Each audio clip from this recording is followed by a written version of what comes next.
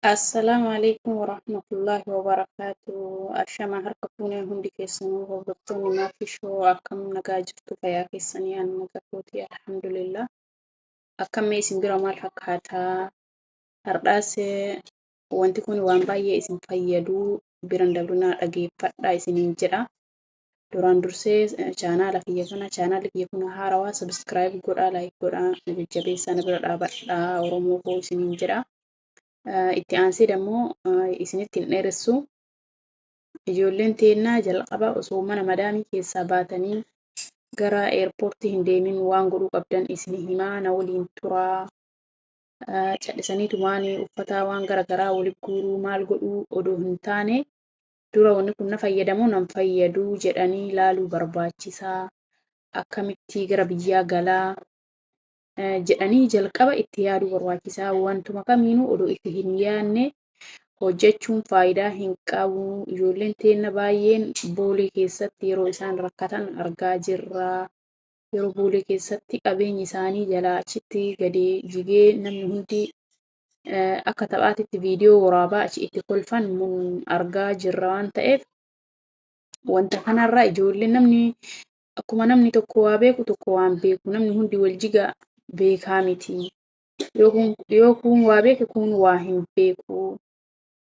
Ijoollee haga ammaa yoo gara biyyaa galan haala kamiin gara biyyaa gallaa akkamitti gallaa karoora mataa ofii baafachuu hin dandeenyetu jira. Namni tokko hin beeka yoo ta'e kana qaraa hin beeknaa osoo hin taane nama hin beeknetu jira waan ta'eef dhageeffadhaa wanni kun isin fayyada. Osoo mana madaamii keessaa hin baane galuudhaaf yoo karoorfattani meeshaa keessan yoo tartiiba deeffattan shaanxaa keessa yoo tartiiba deeffattan jalqaba kiiloon gara biyyaa yeroo galu na dabarsu meeqa jettanii sammuu keessan keessa beekuu qabdanii laaluu qabdanii sammuu keessa beekuu bicha odoo hin taane shaanxaa keessan manuma keessa mazzantanii kiiloo irraa qannafamuu qabu irraa qannaftanii laaluu qabdan malee waan jiraa asii guurtanii boolee geessitanii erga boolee geessitanii booda achitti eerpoortii keessa isinirraa uffanni keessan ka ifaajjanii mana madaamii keessa gubattanii birrii teessanii bittan achi isin jalaa jiguun achi isin jalaa gatamuun hagam coggaarraan nama akka nama gubatu warruma jalaa achi jissantu beekaa jechuudha. Waan takkaallee yoo ta'e yeroo ammaa bakka hundatti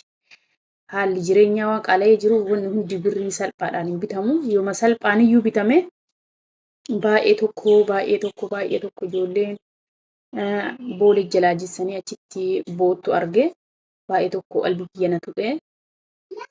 Kuni dogongora abbaa biraa odoo hin taane dogongoruma haadha saniiti. Dogongoruma haadha fuutee meeshaa ofii boolee geessitee sanii jalqabuma yoo kaargoo godhatu hin barbaanne of herregaa bitadhaa. Uffata keessan of tamaammanaa bitadhaa. Hagana shaanxaan tokko nagahaa shaanxaan lama nagahaa boolee keessa jissuu irra kiiloo yoo irra tare birrii na gaafatamoo birrii nan gaafatan kiiloo hagam galuu ni qaba. Infoormeeshina hiriyoota teessan irraa fudhadhaa.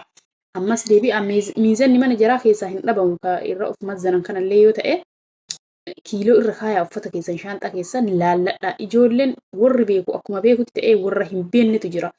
Waan hin beekneef waan kana dursanii itti hin yaadneef dhaqanii booletti uffanni isaanii qabeenyi isaanii achi gadi jiga waan ta'eef sheer godhaatii viidiyoo kana ijoollee hin beekne hedduutu jira akka dhageeffatan wal biraan gahaa anas na jajjabeessaa isiniin jedha.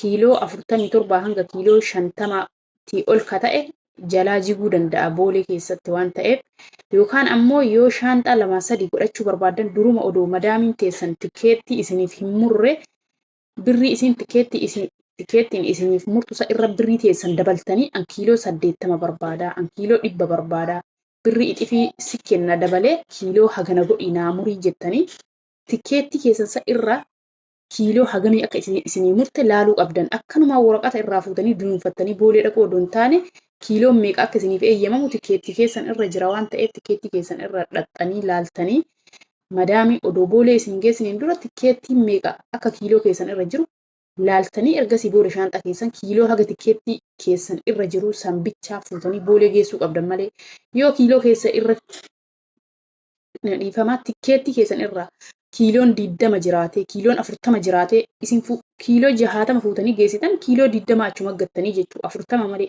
isiniin dabarsan kiiloo 60 yoo fiddan tikeettii keessan irra yoo kiiloon 40 jiraate kiiloo 20 boolee majjisuuf deemtanii jechuudha kana dursitanii itti yaaduu qabdan waan ta'eef ijoolleen teenna itti yaada waan isinitti tole ka birrii teessanii bittan caalaa ijoolleen baay'een mana madaamiitiif haguuranii ka madaamiin kenniteeffaa achi fidanii achi gaggeessan. Jalqabuma waanuma biyyayyoo galta isin fayyadu malee waan biyyayyoo galta isin hin fayyadne gonkumaa hin fudhatinaa. Fudhatinaa uffanni biyya kanaa homaa nama yoo biyya galan baay'ee nama hin fayyadu waan ta'eef akkasi itti yaadaatii waan yoo biyya galtan isin fayyadu tokko fudhadhaa. Kiiloollee ofitti hin baay'isinaa. Yoo ofi baay'iftanillee birrii teessan irra dabalaati. Birrii madaamiin fakkeenyaaf tikeetii xayyaaraa kiiloo 47 san isinii murtuun alatti ixifii ka biraa irra dabalachuu barbaada.